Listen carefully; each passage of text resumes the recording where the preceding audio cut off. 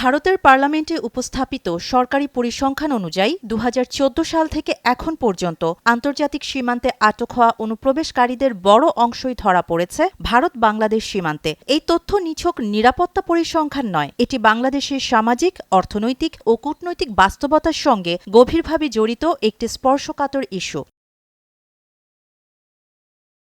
ভারতীয় সংবাদ মাধ্যম এনডিটিভির এক প্রতিবেদনে বলা হয়, ভারতীয় হিসাব অনুযায়ী ২০১৪ সাল থেকে ভারতের বিভিন্ন আন্তর্জাতিক সীমান্তে প্রায় ২৪,০০০ অনুপ্রবেশকারী আটক করা হয়েছে। এর মধ্যে বাংলাদেশ ভারত সীমান্তেই আটক করা হয়েছে ২১,০০০-এরও বেশি মানুষকে, যার মধ্যে চলতি বছরই আটক হয়েছে ২,৫০০-এরও বেশি। প্রশ্ন হল, এই মানুষগুলো কারা? তারা কি সবাই অপরাধী? ভারত যখন অনুপ্রবেশকারী শব্দটি ব্যবহার করে, তার রাজনৈতিক ও কূটনৈতিক প্রভাব সরাসরি বাংলাদেশের উপর পড়ে। আন্তর্জাতিক পরিসরে এতে বাংলাদেশকে একটি অভিবাসন উৎপাদক দেশ হিসেবে চিহ্নিত করার ঝুঁকি তৈরি হয়। অথচ বাস্তবে বাংলাদেশ থেকে ভারতে যাওয়ার প্রবণতা সাম্প্রতিক বছরগুলোতে কমেছে, বরং উল্টো ভারত থেকে বাংলাদেশে কাজ করতে আসা মানুষের সংখ্যাও কম নয়, যদিও সে তথ্য খুব কম আলোচনায় আসে।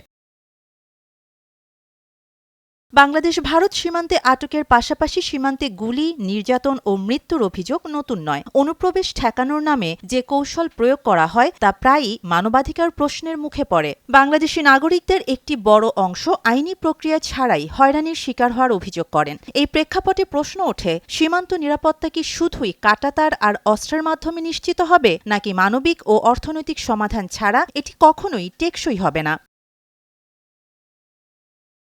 ভারতীয় পরিসংখ্যানে পাকিস্তান, মিয়ানমার ও নেপাল সীমান্তেও ভারতীয় বাহিনীর হাতে আটকের ঘটনা ঘটেছে। তবে ২০১৪ সাল থেকে চীনের সঙ্গে সীমান্তে কাউকে আটক করার কোনো নজির নেই। একদিকে চীন সীমান্তে শূন্য অনুপ্রবেশ, অন্যদিকে বাংলাদেশ সীমান্তে হাজারো আটকের তথ্য এক ধরনের রাজনৈতিক বৈপরীত্য তৈরি করে। এটি যেন শক্তিশালী প্রতিবেশীর ক্ষেত্রে নীরবতা আর দুর্বল প্রতিবেশীর ক্ষেত্রে কঠোর বয়ান। বাংলাদেশের দৃষ্টিকোণ থেকে এটি কেবল নিরাপত্তা নয়, বরং সম্মান ও সমতার প্রশ্ন।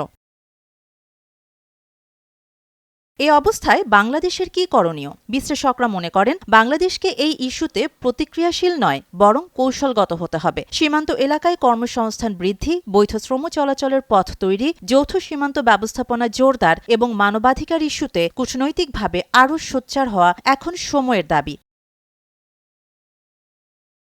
ভারতের পরিসংখ্যানে বাংলাদেশ সীমান্ত অনুপ্রবেশের হটস্পট হিসেবে চিহ্নিত হলেও বাংলাদেশের বাস্তবতায় এটি জীবন সংগ্রামের এক নির্মম প্রতিচ্ছবি। এই মানুষগুলোকে কেবল সংখ্যা হিসেবে দেখলে সমস্যার সমাধান হবে না। নিরাপত্তা আর মানবিকতার মাঝখানে যে ভারসাম্য প্রয়োজন, সেটি এখন সবচেয়ে বড় চ্যালেঞ্জ বাংলাদেশের জন্য এবং গোটা অঞ্চলের জন্য। শাহানা জাহান, নয়াদিগন্ত।